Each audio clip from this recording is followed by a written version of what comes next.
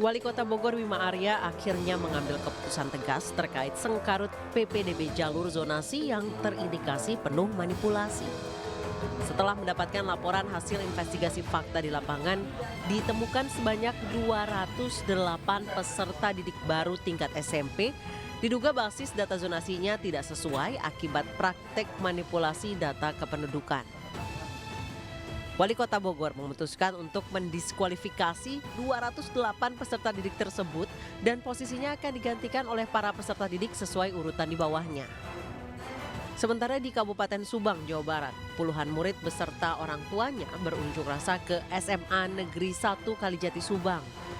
Unjuk rasa dilakukan akibat anak-anak mereka tidak diterima oleh SMA Negeri 1 Kalijati yang merupakan satu-satunya sekolah di Kecamatan Kalijati.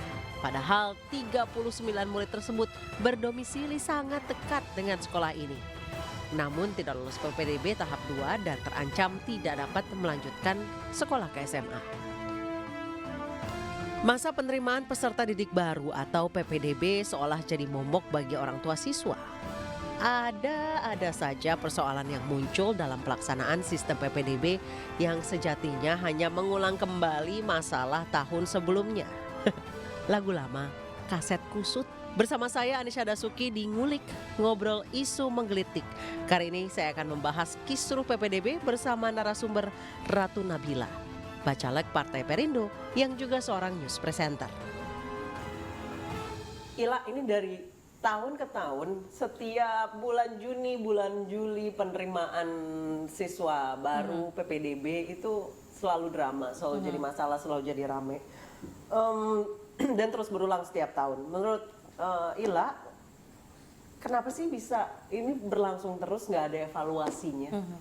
Memang isu pendidikan ini jadi satu isu yang fundamental gitu ya, karena kan pendidikan itu bisa membuat negara ini SDM-nya naik gitu, dan itu yang memang harus dikerjakan. Tapi kenapa tiap tahun, yaitu dia tadi carut marut, bahkan di Depok kemarin, di Depok itu ada sekitar 24.000 orang anak calon didik itu yang nggak bisa masuk SMP. Di Bogor kemarin yang 24.000 ada 200. itu kenapa? Sama, masalahnya adalah yang lulus SD ini mereka itu tidak bisa masuk ke SMP karena memang lebih banyak jumlah calon didik yang lulus dibanding sekolah negeri SMP-nya. Mungkin belum dikaji lebih dalam lagi ketersediaan sekolah, kemudian fasilitas sekolah yang setara dengan sekolah-sekolah yang mungkin dibilang favorit gitu. Tapi kalau sekarang mindsetnya itu memang udah tidak ada lagi sekolah-sekolah favorit karena kan sudah digratiskan semuanya. Kalau dulu zaman-zaman kita.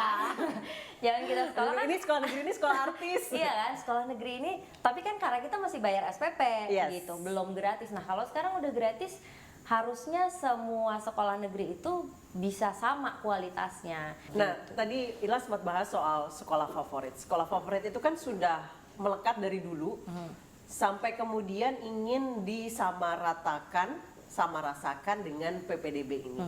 Tapi ternyata banyak orang tua yang maksa nih, pingin anaknya tetap sekolah di situ. Meskipun misalnya nih KTP-nya Bekasi, tapi pingin sekolah di Jakarta Selatan. Akal-akalin lah kakak. Bahkan saya kemarin sempat dengar cerita bahwa ada yang ngakalin kakaknya sampai alamatnya tuh kuburan Jeruk Purut. Ke kuburan gitu ya. Kuburan. Terus kemudian tadi demi sekolah, demi masuk sekolah. Kemarin tadi juga Ila sempat bahas bahwa ada 208 anak-anak di Bogor itu namanya dicoret karena ternyata orang tuanya ngakal-ngakalin. Memang harus ada kolaborasi sih, karena kan ini bukan hanya di pusat tapi juga di daerah. Daerahnya ini juga di kota dan juga di provinsi, karena kan mereka punya kewenangan yang masing-masing yang berbeda-beda nih ya. Kita harus rembukan, harus musyawarah, harus gotong royong gitu loh. Gimana nih kita nyelesainnya? Kan anggarannya juga pastinya nggak semuanya bisa mencakupi kan. Ya mungkin bagi-bagi SD SMP-nya bikin gedung sekolah gitu. Untuk SMA-nya mungkin yang provinsi yang bikin gitu. Jadi ya nggak bisa diselesaikan hanya dengan satu institusi aja gitu. Satu hal lagi dari orang tuanya mungkin coba ya, kalau kita jadi orang tua, kalau aku jadi orang tua kayaknya juga ya mungkin ini udah jadi kebiasaan Nah, ya, sudah ada kebiasaan mindset buruk. SMA A bagus, Iya, iya. SMA B bagus, SMA C tukang tawuran. Betul. Ya memang mindset itu yang harus pelan-pelan kita rubah. Kita juga nggak bisa apa ya, dengan cara curang itu kayaknya udahlah tinggalin gitu. Kita kan juga mau ngedidik anak-anak ini jadi orang yang jujur, orang yang kerja keras gitu ya. Jadi jangan dididik cara curang gitu. Memang nggak enak sih, kita kan pengennya yang terbaik untuk anak-anak betul. ya. Tapi juga mungkin kalau ke sekolah yang kualitasnya bagus itu kita harus bayar mahal banget. Karena kan memang setiap warga negara Indonesia ini kan sebenarnya dilindungi dan mempunyai hak untuk mendapatkan pendidikan. Yes. Dan malah dibiayai oleh negara. Nah, gimana caranya untuk bisa melakukan itu semua, ya harus duduk bareng kali ya itu. Dan bahkan sempat ada video viral sampai ada orang tua itu kesel sama yang curang-curang PPDB, itu nyampe bawa meteran ngukur dari rumahnya Dari rumah. ke sekolah. Oke, deketan siapa gitu ya. Iya, sampai se ekstrim itu orang Iya, tua iya. sekarang, karena memang banyak kecurangan. Di Jogja ada yang satu kakak anaknya 20, tapi ternyata anaknya fiktif semua. Fiktif semua.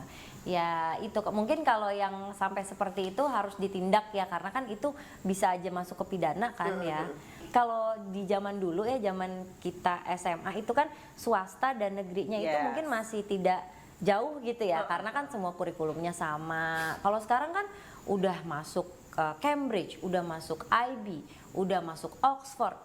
Yang negeri kita nggak mungkin masukin yang seperti itu Kayak gitu kan. misalnya SD Islam sama SD IT, itu saya jujur nggak tahu bedanya apa. Memang sekarang udah banyak sekali sih sekolah-sekolah yang menggabungkan beberapa kurikulum itu menjadi lebih apa ya, lebih cocok untuk anak-anak. Nah, salah satu masalah PPDB yang terjadi setiap tahun itu mungkin ya Ila ya, karena fasilitas pendidikan yang tidak merata. Pasti sih, karena kan emang ketimpangan di kota dan di desa itu jauh banget ya, apalagi ada sekolah yang jaraknya jauh. Kita sering lihat ya kalau di berita itu anak yang menempuh sekolah pakai perahu lah, pakai apa.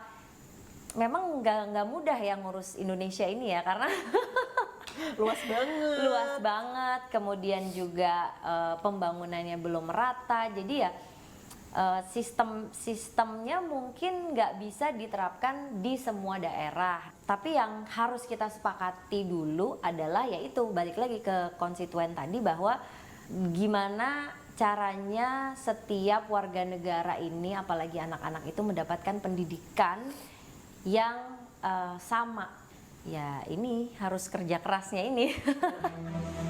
Di kota Depok, Jawa Barat, sebanyak 24.470 siswa lulusan sekolah dasar terancam tidak tertampung di SMP negeri.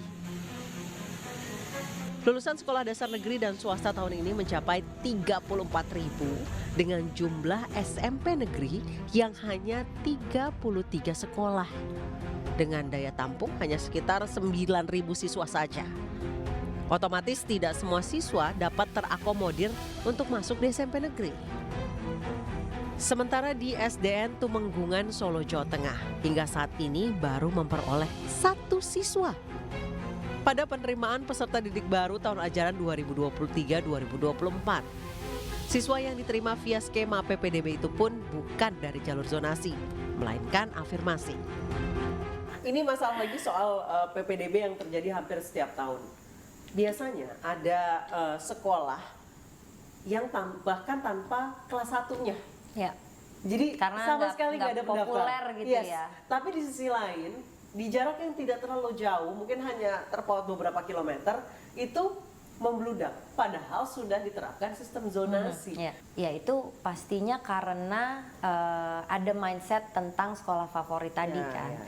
Nah, padahal kan sebenarnya kita belum tentu tahu juga bahwa sekolah yang ini lebih bagus. Mungkin sekolah favorit itu jadi bagus karena anak-anaknya yang masuk ke situ memang anak pintar semua, ya kan? Ini mungkin harus ada sistem yang bisa menggali potensi anak itu bukan hanya dari akademik, bukan hanya dari nilai sekolahnya harus 9, harus 10, tapi juga karakter. Memang sekarang udah sih pendidikan karakter itu udah dimasukin ke dalam kurikulum, dan juga ada penilaian ekstrakurikuler. Bahkan ada sekolah yang mengelompokkan anak-anaknya itu dari karakteristik. Ini kan panjang banget ya, nggak mungkin kita maksudnya nggak mungkin dari Kementerian Mendikbudristek ini yang menghandle semua gitu. Ila, kalau misalnya nanti Ila dapat di DPRD gitu di Banten, Tangsel, apa yang ingin disuarakan terkait PPDB ini? Kalau di PPDB juga. Tangsel atau di Banten itu masih banyak anak-anak yang sama sih. Jadi di satu kelurahan mungkin ya, SD-nya ada, tapi SMP-nya nggak ada. Lah? Negeri nggak ada. Bisa Jadi gitu? swasta. Bisa gitu. Jadi entah gimana apa ya, itu kan dari tata kota juga, dari data juga. Itu memang kadang kan tidak sesuai. Jadi banyak banget yang harus dibenahi.